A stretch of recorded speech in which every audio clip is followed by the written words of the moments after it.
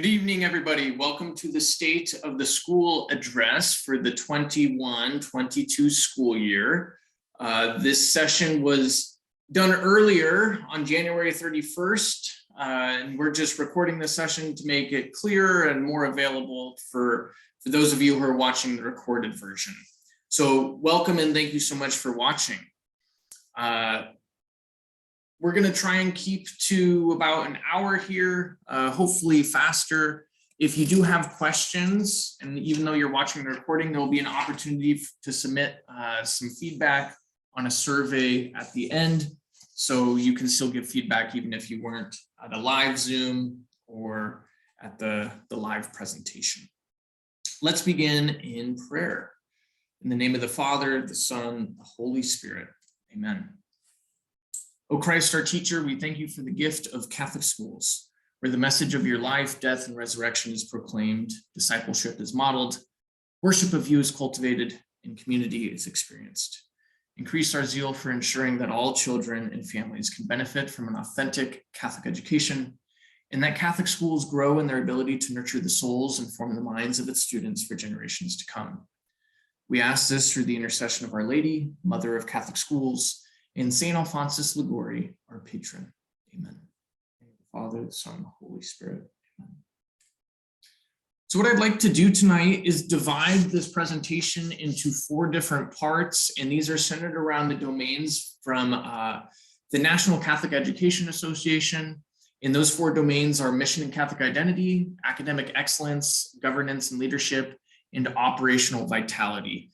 As a school, we want to make sure that we're hitting each of those domains, those standards. So I thought we'd take this presentation through each of those to see good things we're doing and maybe some areas where we can also improve and have some action items there. So let's start with mission and Catholic identity. And for me, this is front and center. This is the reason for our being. And I love this quote here that says, by reason of its educational activity, Catholic schools participate directly and in a privileged way in the evangelizing mission of the church. We're not just here to form minds, but also souls that are going to go out and be those ethical, moral decision makers that our community needs most. So everything else radiates from our Catholic mission and identity. And even if you're not Catholic, I think we bring that to everybody who enters our doors, that missionary spirit. Here are some demographics that might be useful to you. About 52% of our student body is Catholic, which is definitely a downward trend in recent years. But our teaching faculty is 90% Catholic. And that's in large part because they're teachers of religion. They have a very important role of imparting the faith and values onto our students. Also, the sacraments. The sacraments are essential to who we are. This is something that we're able to offer to our students in conjunction with the parish. And this year, 6 of our second graders participated in their first reconciliation, and they'll be receiving First Communion later this spring. And then I believe 10 of our students are already in confirmation classes right now. So I encourage you to reach out to your child's teacher or to myself or to Father Richard if you're interested in sacramental prep. We're here to support your family and walk with your children on their faith journey. And then, I think this is a helpful slide just so you can see the demographics of our school. And you'll notice that the students and families we serve represent a wide range of racial and ethnic backgrounds, more so than the general population of our Ballard neighborhood. And I think the wonderful diversity speaks to and enhances the universality of our mission to form disciples and moral decision makers. And we get stronger as people of all backgrounds really join in that effort. Now, what I'll do throughout the evening is share some wins or some victories in each of those domains, the good things that we're doing here at St. Al's. And the first of which, I like to call it the morning meeting. And the morning meeting, as you know, this is the time in the parking lot after drop off where we'll announce birthdays, we'll do the Pledge of Allegiance, and we'll pray.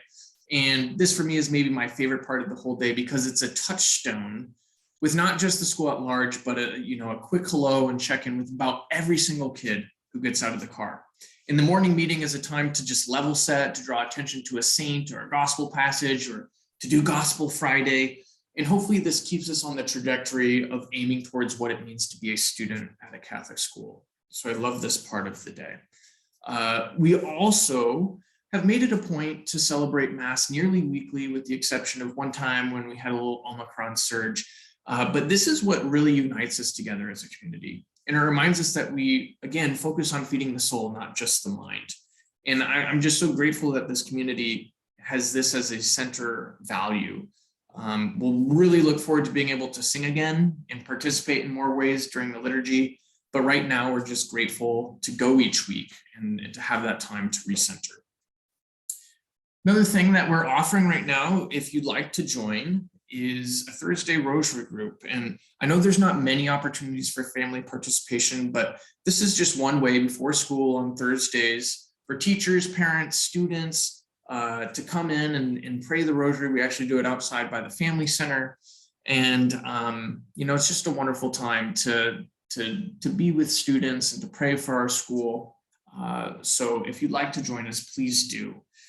Another thing that we're offering right now is a parent faith formation series, which is on living the liturgical year in the home. And this isn't just for Catholics. We have Lutherans and Methodists and non-denom and people exploring Catholicism in here. And it's just a very rich discussion that offers, time for bonding and for community. We've also had a very successful pilot of the Sacred Story Youth Program, which is just a merging of wellness and spirituality. And we've done this in our second grade, and it's been so successful that I think we're going to continue to add it for our different primary grades. And I've witnessed firsthand just how a simple 5 minutes meditation calms down students. It helps develop their spiritual radar, and we begin to articulate in writing or pictures. What are our consolations? What are our desolations? It's a very important skill to develop, especially right now in these times. So we're very pleased with this program and excited to continue it. And finally, about 75% of our 8th graders have applied to a Catholic or a Christian high school. And obviously, we're equipping our students to be successful at whatever educational endeavor, but we're glad that many of our students continue on the path of Catholic or Christian education. And I think that they're very well equipped to meet the rigors of those college prep programs. So we'll look at that academic side here shortly. Before we get there, I wanted to just make sure to give a little shout out to our Seton Award winners, which were given out at Sunday Mass yesterday. So thank you if you joined that. From last school year, because of COVID, there was no award that was given out. So I wanted to make sure that we recognized a group of people in this case. It was all the faculty and staff for the amazing work that they do. They go above and beyond in so many different ways. So they're very deserving, each and every one of them, for that award.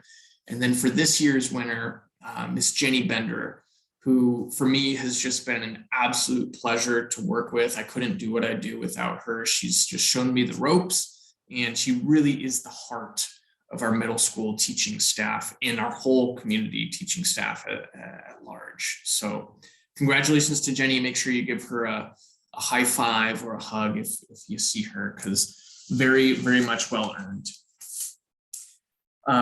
Again, we want to make sure that we highlight not just the wins, but some areas where we need to improve, some goals and action items.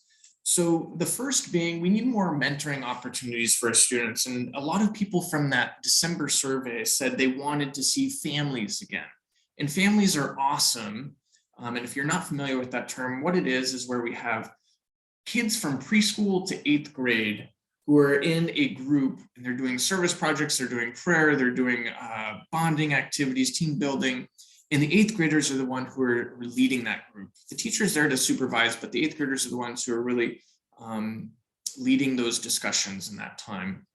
We're going to put a pause on this for preschool right now, but we are going to introduce this to the school back again at Catholic Schools Week.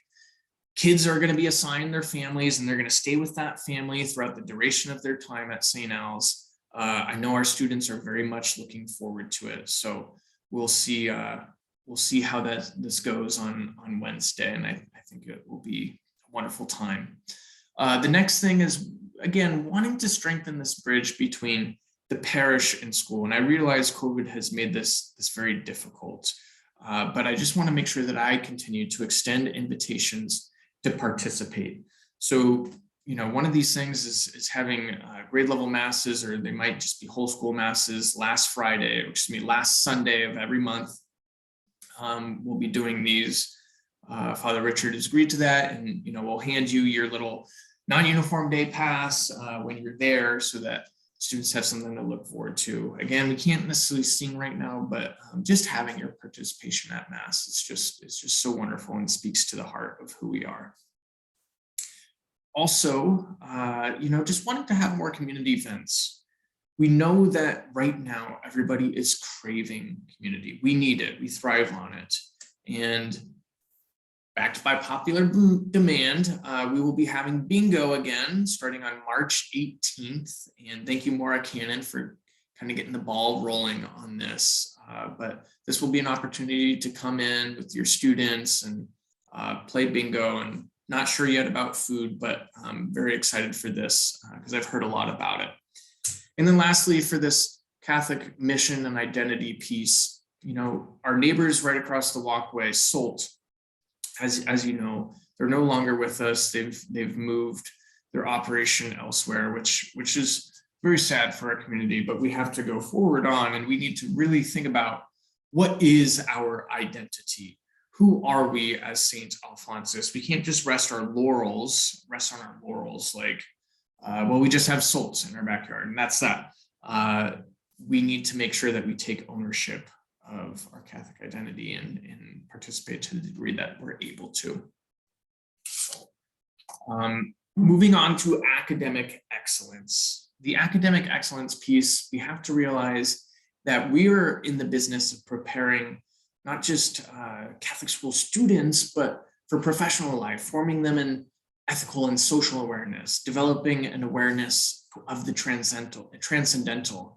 And you may be thinking, oh my gosh, I don't know what my kid's going to be in kindergarten. We don't either, but we're at least giving them the skills and the mindset to be successful in whatever endeavor that they choose. So on the December survey, you said that academic excellence was the most important domain of all the domains at this point in time. A lot of me tends to agree with that. And we take it seriously. We take this very seriously. And I think this is definitely evidenced by our recent MAP scores from fall 2021. And if you take a look at this is a MAP score comparison chart. This graph shows grades 1 through 4. And you can see our RIT scores in blue compared to other Washington Catholic schools in orange, and also compared to in gray, the national averages. A RIT score, basically, to make it simple, think of it as height on a growth chart. When your kid goes to the doctor's office, they get marked for their height. So this is something that can be compared against across all students of ages and grade levels. It's an easy measuring tool. We are ahead above everyone in math and in language, and we're right on pace with the reading in K through 4. And if we turn our attention to middle school, grades 5 through 8, you'll see that we're ahead in every category here, even the reading category where we were just on par with our other neighbor schools. But the reading is even elevated in our grades 5 through 8. Well, why is that? That's because our teachers in those primary years set an excellent foundation for our students. They close any gaps, they bring them up to speed, they make them active and accelerated readers. So by the time that they get to middle school, they are moving ahead and faster than their peers. This data also shows that our students learned during the pandemic. Our teachers taught, and they taught extremely well. So hats off to them, testament to their hard work. Also, take a look at the science. Huge jump compared to our peers with the science. Mr. Swanson does a fabulous job in the lab. He does a fabulous job with the discovery-based learning. We're so blessed to have him, and just a commitment to the science program at St. L's. So, we should give ourselves a pat on the back here, and then, keep it cranking going forward for MAP scores. Some additional wins for the academic excellence side. We have a teacher feedback and growth observation cycle that we've rolled out, and teachers have been very receptive to this. Essentially, this is how it works. A teacher will sign up for a formal observation from me. I will go in and do an observation, looking at their pre-observation paperwork with what their lesson plan was. I'll observe the lesson, and then we'll actually meet and have a conference and debrief and discuss, what we want to improve on going forward. And for our teachers to do this is again a testament to their growth mindset of wanting to improve their craft. And that's something that we want to model for our students, this growth mindset, and our teachers are doing that for us right now. Also, I'm super excited about the content-rich and cohesive social studies curriculum. This was our Fund a Dream item that we blew out of the water. But research shows that, responsible citizens are made by having broad and diverse background knowledge. So it's not just who's a fireman, where's the post office, who delivers the letters. Like, this is going to be a content-rich social studies curriculum. Again, Greeks, the Romans, the Middle Ages, the Renaissance, World Wars, and beyond. So hopefully you'll be able to be brought up to speed with your history and geography as we roll this out. So our teachers are excited about it. We're excited about it, but it's just showing that we're committed to having a very rigorous curriculum here. We also have 3 middle school math teachers, and we're able to have very small math class sizes because of that, and offer very tailored, differentiated instruction to those kids in there. There's some classes that just have 3 students, and they're able to get what they need because of this. Mr. Palermo, Mr. Marsh have been wonderful additions. You see Mr. Palermo here, who's teaching coding, to students. This isn't necessarily math, but they're using their math skills and they're learning the language of Python, which is just mind-boggling to me because I can hardly speak English, and they are doing a wonderful job of just elevating the game in our middle school for what we can do. This also means that we have more learning resource support time. Susie Allen, who's our excellent learning resource support specialist, is not just teaching religion classes or math classes. She's just solely dedicated to this, pulling students out, boosting up their reading ability, working on them with phonics, working on them on math drills and skills. So we're super lucky to have her and the extra time that she has to help those students who need a little extra help. Few other wins I'd like to talk about here. 92, this is the number of students in chess, robotics, science, percussion ensemble. That's absolutely fabulous. We also have $20,000 in our professional development reserve. And this, again, was a generous gift from you all to our teachers so that they can continue to refine and hone their craft, so that they don't feel embarrassed to go ask for funds to do their job even more effectively. So we've already had teachers go to Physical Education Strategies and Innovation Conference. We've had them go to Catching Up Students Who've Fallen Behind in Reading or Writing Conference, Differentiating Math Instruction, Restorative Discipline. We have a teacher who's going to be going to the House System Institute at O'Day, see if that's something that we can bring over back to St. Al's. So our teachers are definitely taking advantage of this, and it's going to totally just increase our capacity pedagogically and instructionally here. I'm also excited to announce that we received a $27,000 early learning grant, which means that we'll be able to spend some money over at our Montessori room to get that fully licensed. There's a few capital projects that we're going to need to do there to make sure that we're fully licensed. But that will be an excellent option to families who are very interested and want the Montessori type of curriculum for their children, and being able to offer a full day licensed experience to them. Right now, we can only keep students in there for half the day. This would drastically change things for that. Next up is just some goals and action items related to academic excellence. Number 1, middle school mathematics. We know this internally, you've told it to us as well. Obviously we're doing great things in middle school mathematics, but We want to keep pushing our students further, making sure that our curriculum aligns with the proper rigor that we want. So I can't say what curriculum we're adopting for next year. We're not at that point yet, but we're in the process of having discussions amongst our math department on what would be a feasible option for middle school math. We're also, needing to take a look at our single gender middle school, not in terms of it going away. It's the reason why I wanted to come here. It's the primary reason why our families who join St. Allison Middle School, it's one of the primary reasons why they say they want to come. But we just want to make sure that we are owning it, that we're doing the best we can.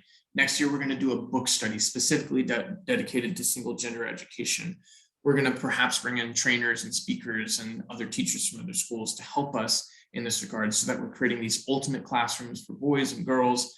And this is not to say that a co-educational experience is less than, okay? We know that that's not true. Students at co-ed schools learn just fine. But we also think that, this is a special opportunity to teach specifically to maybe how a girl is more apt to learn, or how a boy is more apt to learn in that particular classroom environment. And the research shows that both are great. So this is a differentiation factor for us and something that we want to continue to get better at. The other thing we need to do is revisit some accreditation goals. And, I'm still trying to get caught up to speed here, but one of those things is having a technology plan. And I may reach out to you and ask if you'd be willing to be on a technology committee, just to see, what type of technology do we need in the classroom? Do we want in the classroom? Because I know we have a spectrum there. So wanting to make sure that we're doing what we need to do to deliver instruction with the right technology. We also need to make sure that we're aligning our science curriculum to the NGSS standards. We're doing great in science, right? As you saw with maps, but the NGSS standards are just kind of what our archdiocese uses, what public schools use. So aligning our curriculum to the national science standards. And finally, related to academic excellence is also parent education. We want you to be in the know of what's going on in your child's learning. So in February, we'll be offering a digital citizenship class. Basically, how do we keep them safe online? How do we make them realize that what they do online has a digital footprint? So be on the lookout for that. Also, the social studies curriculum. We want to offer parents an info night on March 10th to receive, what is the background of this core knowledge program? Why did we choose it? What are your kids going to learn? So we'll be offering that again on March 10th, and a trainer will be flying out from Core Knowledge to do a day-and-a-half professional development with our teachers. So they'll have a little bit of time with parents as well on that evening. Next domains, and I lumped these together, is the governance and leadership, and then also the operational vitality. So as we know, Catholic schools, people don't just show up at your door. We have to fight for every kid, and we love doing that. But it also means that, the tuition and things that come in maintain our operational vitality. And we need to take a close look at our finances and our budget to make sure that we're sustainable and viable. So this is just a little snapshot of expenses from last school year. And these numbers are going to be a little bit wonky because of COVID. So typically salaries, taxes, and benefits would be closer to 80%, but because we had fewer expenses last year, we're closer to 86%.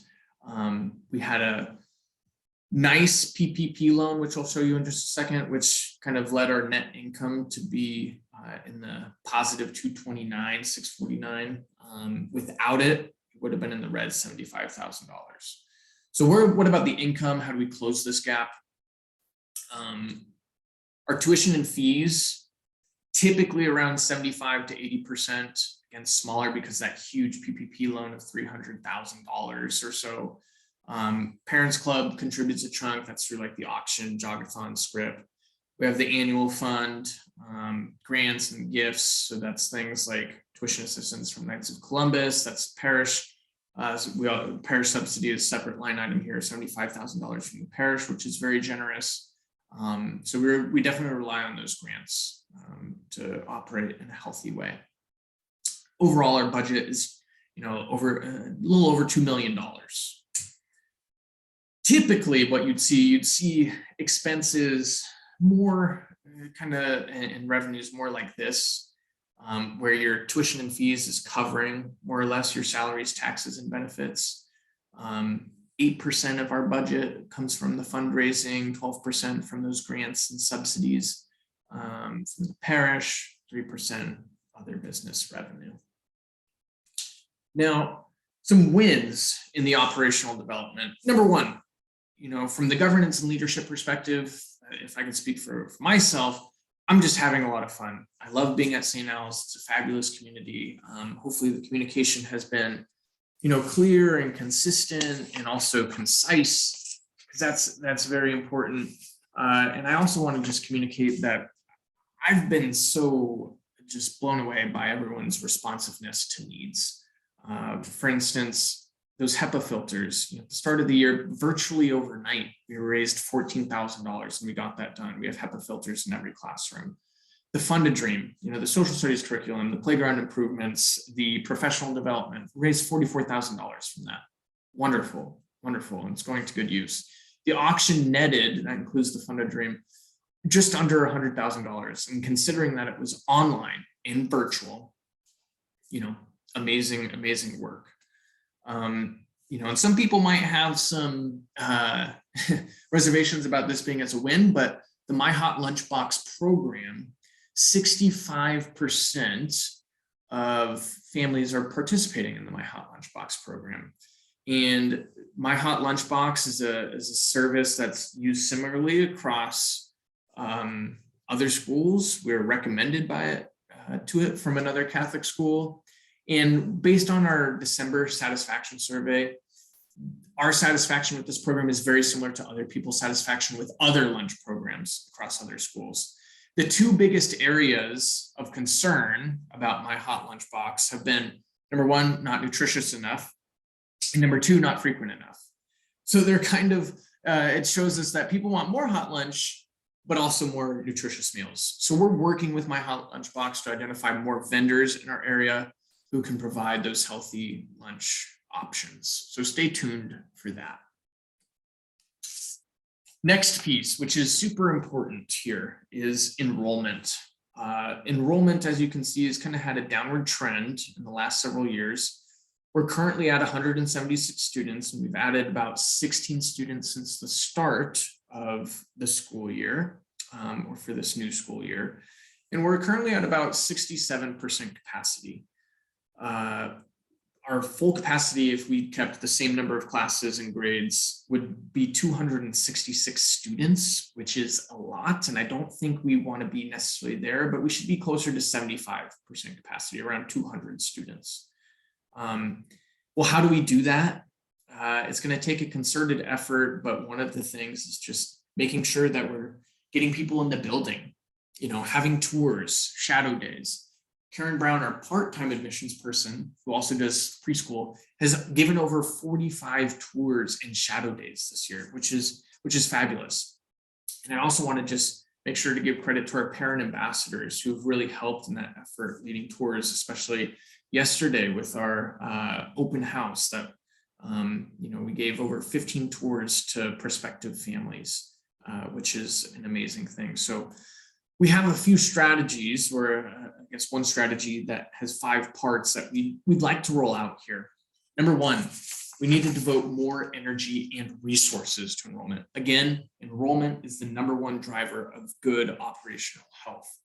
So Karen Brown is going to be transitioning from preschool part-time admissions to full-time admissions to really make sure that we're doing well in that effort and getting the families and students that we need here in the building to make us sustainable. We've also launched a parent ambassador program. This needs some fine tuning, but right now it's allowing us to give more tours to people. Hopefully we can build this into more of a network of support. And we also, in our enrollment, want to make sure that we're having a better follow-up with inquiries. We're adopting a new system, which I'll talk about soon, called SchoolAdmin, but this is going to help us track what are the inquiries? How are we reaching out to people? Are we inviting them to visit? Are we inviting them to do shadow days? Do they apply? Are they accepted, or do they enroll? What is the overall yield? So digging a little bit more into the data is going to help hopefully boost those numbers up too. Number 4, word of mouth is going to be very, very important. Word of mouth on your part that, hey, there's good things happening at St. Al's, and please share that with your neighbors, share that with your friends, share that with people at your church who you think would be a great fit at St. Al's. And just a reminder, because I think people sometimes forget, is this referral program that we have. If you bring in a new family, your first child receives a 1-month tuition credit.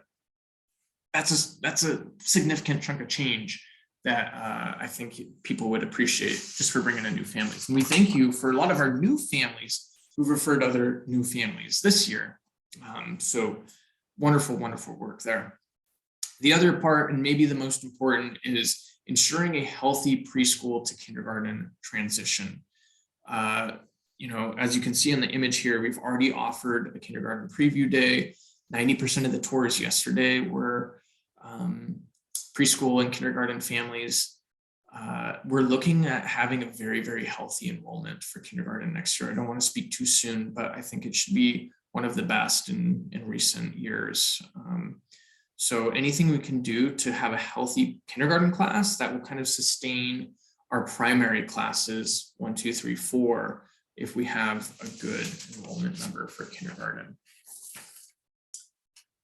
Now I'd like to transition us to another part of operational vitality.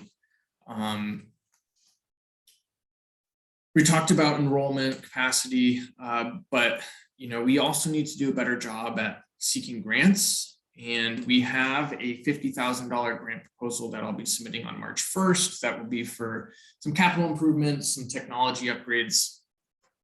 So hopefully, we probably won't get a full amount, $50,000, but at least it's on the table for us. So that needs to be something that we commit to.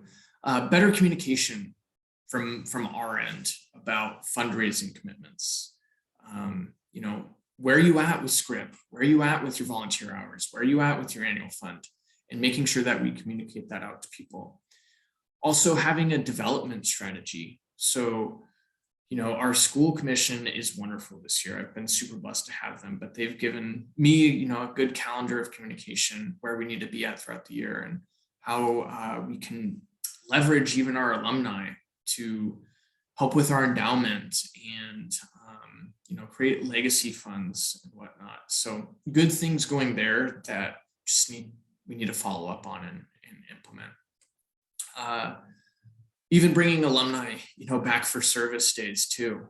Even if they're in high school, we want St. Al's to be something that people remember, that they, maybe even want to work here someday. But we do that by staying in touch with people and showing that, we care about you, whether you're in the building or not.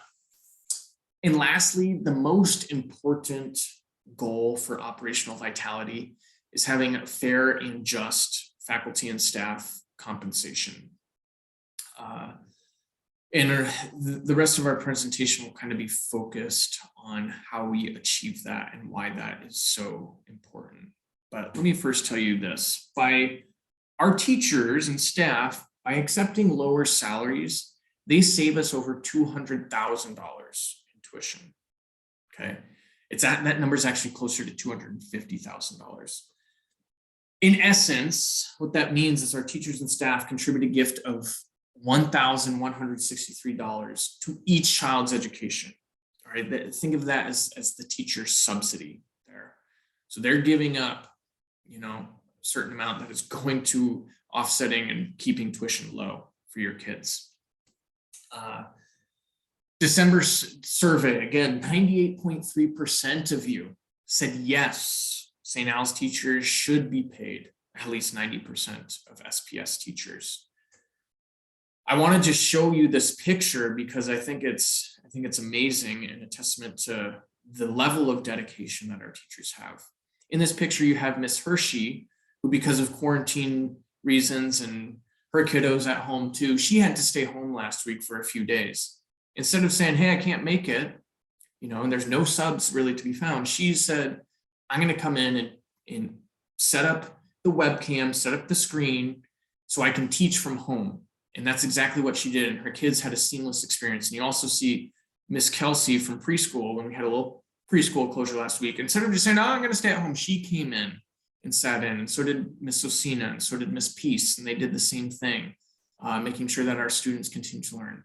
You don't get that at other places. And I know any other teacher here would do that. We've been able to have some subs to cover for teachers, but if we can't, I think a lot of our teachers would do this, and it's quite a gift to all of us.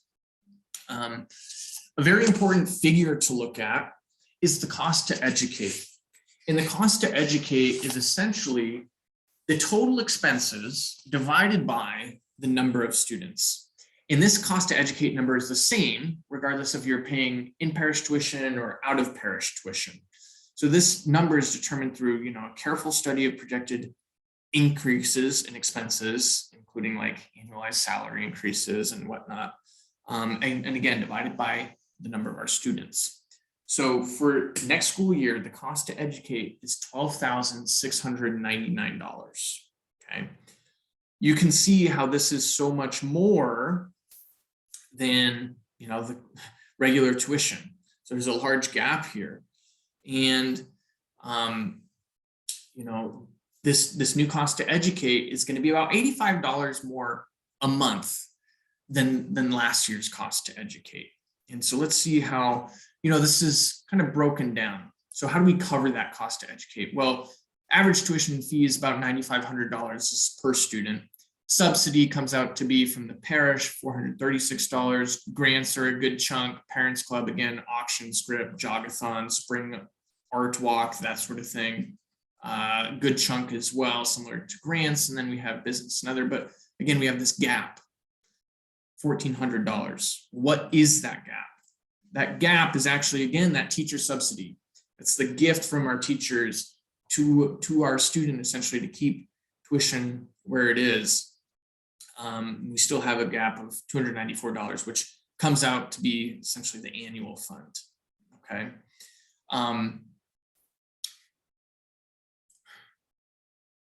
What does this $85 a month increase look like? How is that broken out? Well, for one student in parish and one student out of parish, for that family, it's going to be about $70 increase per month.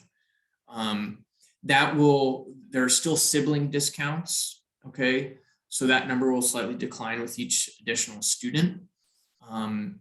For preschool families, there's so many different options with full day and half day and 3-day and 5-day that it will range from a $20 to $50 increase.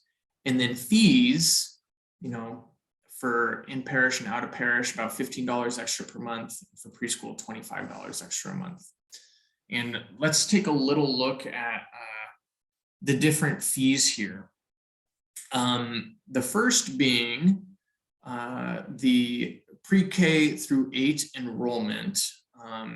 This will be about $250 for every family. And that's kind of the true cost. And ARSTOS and pupil taxes, the student accident insurance, accreditation taxes, school admin fee, that's the same if you're kindergartner, 8th grader, preschooler. So we wanted to make sure that this cost better reflects the true cost of enrollment. Also with materials,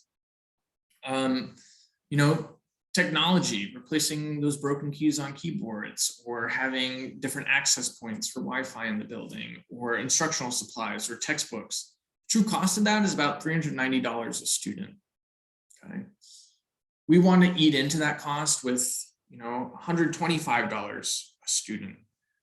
This is something that's really done across most other Catholic schools, so we want to kind of put ourselves on par there so we can stay competitive and really focus on aligning our tuition and fees with sustainability, but so that we can use fundraising to focus on the fun stuff, to focus on the programs that are going to enhance our academic programs and whatnot. Again, the final fee here is the maintenance fee. which between the maintenance, repair, supplies comes out to be about $286 a student. Again, we want to eat that cost away with about $30 a student fee per year. And we want to be responsible homeowners is essentially what this is getting at. So preparing for that rainy day, potential seismic retrofitting for earthquakes and whatnot, for the new fire alarm system if we need to, be in compliance with code, that things that change, unpredictable expenses that come up, water heaters break or go down, that we're in a position poised, ready to go to tackle those expenses without, feeling like our back's up against a wall. So again, this is just putting money away so we can be proactive about unforeseen expenses. Think of COVID here. So what does it look like for the next 3 years? For the next 3 years, we'd like to get, salaries to about 90% of Seattle Public Schools. And that's going to take a concerted effort, concerted will. The largest increase will be this year, again, about $85 a month. From then on, it will go down gradually. I wanted to rip the Band-Aid off this year. So it'll be about $78 a month to $65 a month, year 2 and year 3. Again, obviously these numbers could change, but you have my word that this year will be the largest increase of the next couple years. And again, I just want to reiterate that just by better aligning our tuition and fees with the real costs, it further frees fundraising, like our auction and gala and grants, to focus on the special projects that we can all get excited about in enhancing our schools. So updating curriculum, classroom technology, and so on, rather than just office supplies or whatnot. So this is something that we need to look at seriously going forward. And I want to remind everyone that, as you know, tuition and fees, they do not cover the total expenses. So we count on your volunteerism, we count on your script, we count on your annual fund participation to balance all of this. And it's going to look different for every family. Some families are going to contribute more on the annual fund. Some families are going to be here and volunteering more. They're all equally valuable. Just to give you a snapshot of where we're currently at, 33% of families have participated in service hours. There's always opportunities for lunch recess, for classroom duties. The jogathon is coming up. That will be huge. Classroom tasks, don't hesitate to reach out to your teachers. 36% of our families have participated in script. And just a reminder that, there's a lovely little app you can use on your phone, Raise Right, and there will be a Fuel Up February coming up too, where you can get those gas cards that I think will help a lot of families.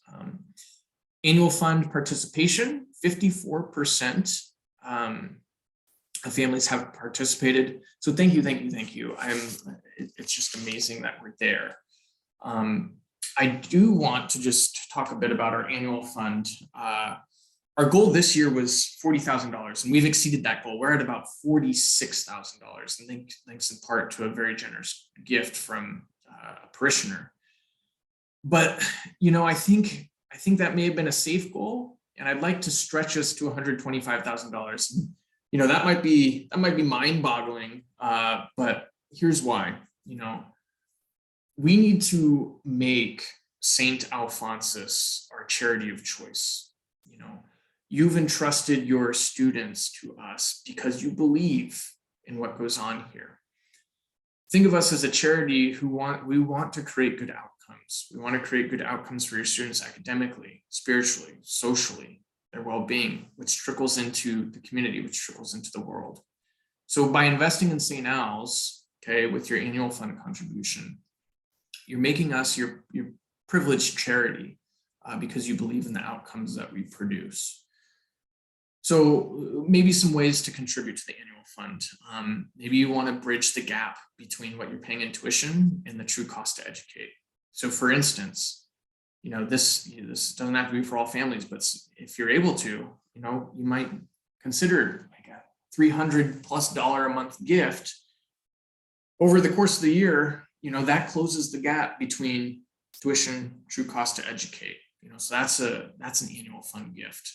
Matching a teacher's gift to one child, that's $97 a month, more or less. So over the course of a year, $1,163 there. I think I've got an extra one there, but you get the idea. $97 a month. One of the ways that we can make this happen to lessen your burden is through corporate matching. So please ask your employers about this. We've had families already this year who've had corporate matching gifts from Boeing and Salesforce and Starbucks, the Gates Foundation, Microsoft, Amazon. This is a great way to double your impact, essentially. And just remember, tuition is not a tax deductible item, but any gift above your tuition usually is. So we can be creative in how we get there. And as a reminder for eligibility for in-parish tuition, if you're wondering about that, there's some additional requirements to receive in-parish tuition. At least one parent or guardian must be registered at St. Al's, and then also demonstrating regular contributions to the parish through Sunday offering or contributing online even for 6 months prior to registering your student at the school. So that is something that we look for. But as Father Richard would say, and I echo this entirely, the thing that we're most would love to see most is just your participation at Mass, that you're active in the life of the parish and that you attend Mass here regularly. Bring your students. We'd love to fellowship with you all after Mass, coffee and donuts when we're able to. And it's just great to help bridge the gap between parish and school if we're able to do this. So the path forward, how do we do this going forward? Well, 3 things kind of come to mind. Again, we want to commit to that fair and competitive teacher pay. Our teachers are amazing. They go above and beyond. They are, leading us with extremely high MAP scores. Our kids are learning now and during COVID. They deserve to be paid, a good fraction of what our Seattle Public School counterparts are being paid. So aligning our tuition fees with not just our value, but our sustainability. We want to be here for a long time, and we want to make sure that our back isn't up against a wall at times, that we can actually take responsibility for our actions and not feel like we have to keep asking for new capital projects, this or that we can be ahead of it. The other thing is, again, just a reminder, let's invest in our belief in St. Alphonsus Parish School. This should be, again, your charity of choice. The outcomes that we produce here are second to none. So maybe have that align with your donations. And again, I invite you to prayerfully consider with your family what's comfortable. Again, it's going to look very differently for all families, and I totally respect that. Finally, my office is open. If you need to discuss school affordability for your family with me, don't hesitate to reach out. Catholic schools should be available to all people who desire a Catholic education for their children. I do not want to turn anyone away because we are not an affordable place. We're actually, compared to our partner schools in North Seattle, the second or third most affordable school. And we want to remain that way and make sure that if you want this education, that we can and will provide it. Some administrative things before we close tonight. There is a new SchoolAdmin program, and SchoolAdmin is just going to be our admissions, enrollment, tuition collection program. It's going to be rolling out tomorrow. So at the end of the day tomorrow, at the end of the school day, you should receive an authentication email to go out and create an account with SchoolAdmin and thereby complete your enrollment. You'll need to give yourself and our admin team some grace as we roll this out. The whole Archdiocese is doing this, and we might have some glitches. But I think hopefully this should be easier than what we've been doing before. This will be replacing fax. RenWeb will not be going away. You'll still have that for your gradebook and parent portal and whatnot, but SchoolAdmin will be replacing fax.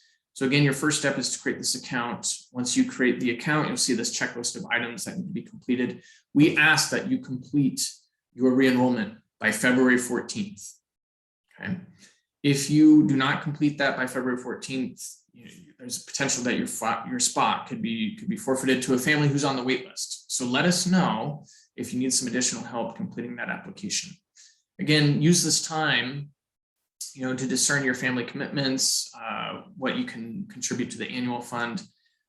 For any new families who are tuning into this, we should have notifications to you by early March about acceptance and spots available. That essentially concludes our state of the school. And again, if you're watching this and you made it this far, thank you for hanging in there on this recorded session. There's an exit ticket that you can fill out, and you can use the link or you can scan this QR code. Let me know if you have specific questions about this presentation. Let me know if you have general questions about the school. Let me know if there's feedback that you have to make this presentation better in the future.